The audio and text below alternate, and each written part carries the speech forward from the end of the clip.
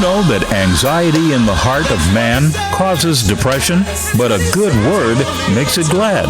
Here's Dr. Gloria Mitchell with good news for you, a weekly program to encourage your heart.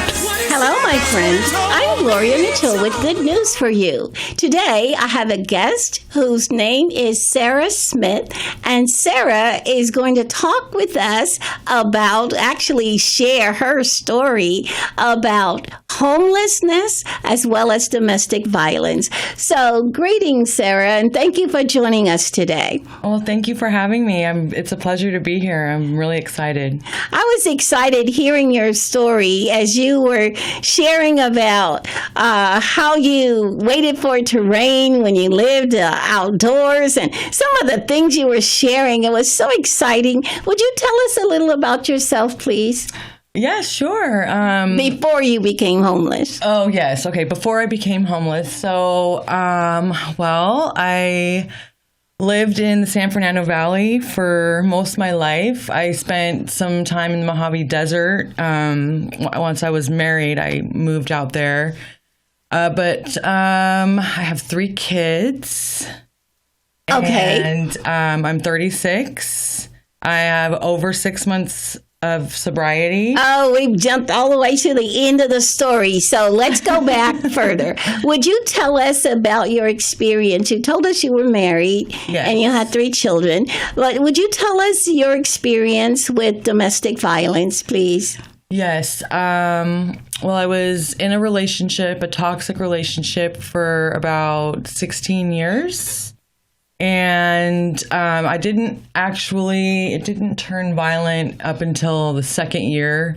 The second of 16 years? Yes. Okay, go ahead. I suffered for about 14 years of... Suffered in what way? Extreme physical violence. There was also emotional abuse, psychological abuse, but it was mostly physical violence against me. In what way? What kind of physical violence? Well, it started, I remember the first time it happened, I was actually in the corner of a bathroom, and the first time he hit me lasted for about 5 minutes, and it was blows to the face and the head, and he split my head open there, and I was in shock. I was in serious shock. I never thought that he would be a violent man. He was always so kind and gentle with me. And his remorse and his guilt that he had after, he was just so astonished at his own behavior. He convinced me that isn't something that he would normally do. And I believed him. And that's very characteristic. Did you feel like it was your fault? In the beginning, no. Okay. But then what happened was he would the thing he wasn't supposed to do anymore, which would be in his apology every time he would beg for me to understand that he doesn't want to hurt me, he doesn't want to hit me, that it was just the alcohol. I began to suffer so often and so many times that it would take place that after a few years of I began to internalize it. So you thought it was that you caused it? Yes, I started to believe that there was something wrong with me, that maybe I needed to treat him differently or treat the kids differently or become a different person. I completely lost my own identity in that relationship. I lost the ability to make decisions. Well, many times women will say, they ask the question, why did you stay? So the question would be, that's a number of years. Why did you stay? Well, I've thought about that obvious question, and you would think that it would be such an easy answer. But I was so convinced that his intentions were to always love and cherish me that I continued to give him a chance after chance after chance. And then what was once chances became regular life for me. And I think also hospital visits as well, but it's another. Okay, so you said you had a broken shoulder. I've had reconstructive surgery on my right shoulder. That was towards the end of the relationship. He would maybe hit me a couple times a month or whenever he was drunk, which was usually once or 3 times a week. Okay. Now, at the very last couple years, it was every day. And it became a lot of broken bones, broken ribs, fractured jaw, and then the shoulder surgery. That was the most brutal, I think. What made you leave? You know, I wish I could say that I did leave, but he ended up leaving me. Oh, he left you. So God did for me what I couldn't do for myself. Okay. Yeah, like, I'm ashamed to say that I didn't leave. Okay, what happened? My kids witnessed all of it. Okay, so what happened when he left? When he left, he didn't even, normally when you leave a relationship of that kind of length of time, you would think that he would at least want to give me some sort of financial assistance or, no, it was nothing. He just said, goodbye, I love someone else and good luck. So I ended up living in an RV. He actually had the RV impounded. And then I was on the streets on my own. Oh, that's how you got on the streets. Yes. Now, on the streets, where and in what manner? It started in the desert. I hitchhiked a ride out to the San Fernando Valley because my RV was gone. I had one suitcase. And this chick at McDonald's, she offered to give me a ride over there. She gave me some hats and some shirts and some more clothes. And she took me over to a friend's house. He wasn't home. He actually was in the middle of moving from one house into another. So I had her drop me off at my cousin's house, and he didn't let me stay there long because I was loaded and, I wasn't sober. So he didn't let me stay there. So I left on foot and I lived in the back of Albertsons and Weiler's Deli in Northridge on Balboa and Nordhoff. In California. Yes. Okay. And I accumulated lots of belongings. I lived out of a grocery cart. I had a lot of run-ins with third-party security companies that manage the parking lots out there. And one time, this guy in a truck came by and said, let me take you and all your stuff to my motel, and you can have a way better life in Van Nuys, and you'll be safe out there, and you don't have to perform any favors. I just want to help you.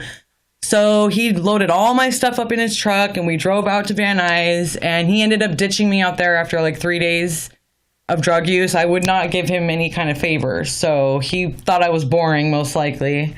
And he took off, and that's when I started living in front of the dialysis center in Van Nuys, and I lived out there on the street, surviving out there like it was the thing to do, and I loved it. And you loved it. Tell us how you loved being homeless. Tell us about that. Well, it has its pros and cons, but I will tell you this. I have some of the most freeing experiences out there. I didn't have to worry I had so much pressure when I was sober, taking care of the kids and living in that horrible relationship with Steve. I couldn't breathe. And there was something about the freedom and the love that you would receive from strangers was sometimes more compelling than I would experience in a regular life that society would deem normal. And, man, So you preferred being on the streets? There was an element of freedom there. No bills to pay. No bills. And then what about your children? Well, unfortunately, it was a really selfish decision. I made a mistake. I didn't want things to end that way in my relationship. I was in my second DCFS case when Steve had decided that he wanted to leave, which I thank God that he left, but because I couldn't. What does that mean, you in your second case? Tell us what that means. I had about your children. Department of Children and Family Services come in and take my kids once. Oh, okay. When I got sober, I worked really hard. I achieved everything they wanted for me, and then I got my kids back. Okay. So when I allowed my ex-husband to come home after his prison term, things started kicking up again, and I put him and my kids before my recovery, and I lost everything because I couldn't stay sober. I couldn't cope with the violence. Okay. So what happened was I was in my second DCFS case when he left. So with my children, it was like I had no defense. I had to figure out how I was going to get them back in my life, and I just couldn't get sober. I couldn't get sober to do it. So they ended up living with my dad. Okay. So it was really traumatic for them because I didn't call, I didn't visit. So even though I had all this freedom and it was a really interesting experience, it was a really dangerous experience also. It wasn't just freedom. I suffered a lot out there. I just didn't keep in touch with my kids. I felt so guilty because I wasn't sober. You know, I wasn't in a place where they could be near me. So I just like detached, thinking it was better for them that they were restabilized with my family. Okay. And, you know, maybe eventually I could see them again. All right. And then you ended up in Long Beach, California, and living where? I did. At that time, I was helping a veteran. I was actually living in the VA building in Long Beach. When I was released from jail, when I was arrested in Van Nuys a couple times. And then I went to Linwood. And then when you're released, it's actually in Linwood. And then there's Compton, not too far off. So in Compton, I met this Marine. And he needed caregiving and he needed assistance. And I had already had previous experience with that with my father-in-law, who was in the Navy. And I lived there for quite some time. And then he didn't hire me as a caregiver at that location. He just needed a lot of personal assistance. So I needed a place to stay and he needed assistance. So I made food for him. I helped him with his appointments and just took care of him, you know, and then what happened? That his daughter actually came to live there, and then I moved out. Okay. All right. So I ended up on the streets of Long Beach like that, and I loved Long Beach. You loved Long Beach. Yeah. Is that the place where you would wash your hair in the rain? No, that was Van Nuys. Oh. That was Van Nuys, yeah, whenever it would rain, because, you know, I didn't take showers. I did not take showers, but I kept things clean and I was really resourceful. You know, I would go to the gas station and use the wipes at the gas station that you find there, you know, those free wipes. You know, you just, any kind of location like that, you learn quick. And sometimes unfortunately I would use the spigot at someone's front yard if there was a hose or something. And most Denny's have a water spout actually on the side. Okay. So I would make do with that, but more often than not, I would just neglect my hair and I would keep it pulled up. But when it rained, I loved it. I would just go out there in the middle of the street and I have my shampoo, I'd be scrubbing my hair, I'd be washing everything, not caring what anyone thought of me, you know, living with my little grocery cart and all my items and you know, I posted up there like it was the thing to do. You know, I didn't want anybody. I would never leave there because if I left, someone would try to take my stuff. So I'd have to have an acquaintance of mine stand there and watch all my belongings. I can't tell you how many times I've lost it. You know, people would steal from me or take the cart or. It's not like you didn't take the cart yourself. Right. But I have one last thing because our time's about up. Okay. You mentioned something about dumpster diving? Dumpster diving. Yeah. Okay. Could you quickly tell us what dumpster diving is and the advice that you have for people? Well, you know what? I would say dumpster diving is when you go in and you search through and you look for any kind of belongings that people throw out that would normally be donated. So that's okay. So you go into a dumpster, and then one thing you said is when you open big cans in the dumpsters, please put the lid on. Yes. Okay, so that the dumpster divers won't get injured. Correct. And our time is up, but I thank you so much for listening. Thank you so much for sharing, Sarah, and I pray God's blessings upon you. Have a blessed day. You've been listening to Dr. Gloria Mitchell, author of The Garbage Man's Daughter, a book series written with hurting people and broken families in mind. You can contact Gloria Mitchell by calling 310-973-5802 or write to Post Office Box 5181, Gardena, California 90249. Visit her on the web at encouragementbooks.com. That's mint with an I as in peppermint. Tune in again next week and be encouraged.